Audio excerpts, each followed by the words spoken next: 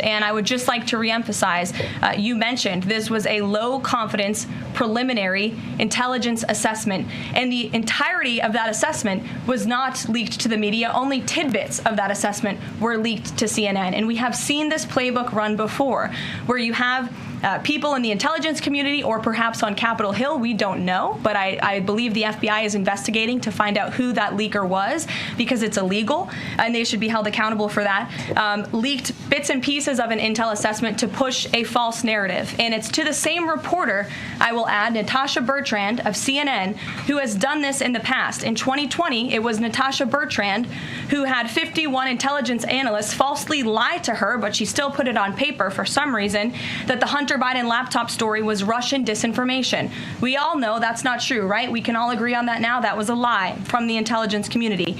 Also in 2020, this same reporter, Natasha Bertrand, wrote that a top intel agency ruled out the man-made lab leak theory of the coronavirus origins. Again, the president was right about that. This reporter wrote a lie from the intelligence community to seek a narrative she wanted to prove, and guess what? We now know that's the truth. Also, in 2024, Bertrand pushed the suckers and losers hoax. She also pushed the fine people hoax, which was taking the president's words purposely out of context.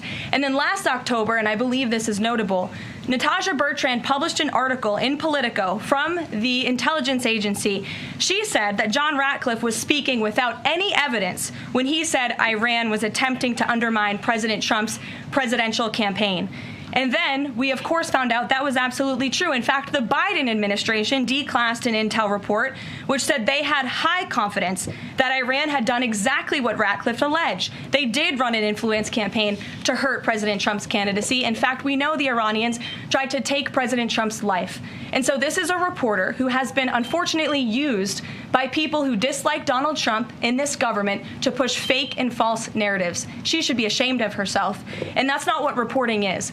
Journalism is trying to find the facts and the truth. And this week, we saw this same reporter being used to push a fake narrative to try to undermine the President of the United States, and more importantly, the brave fighter pilots who conducted one of the most successful operations in United States history. And I think the American people fully know that this operation was a complete and total success.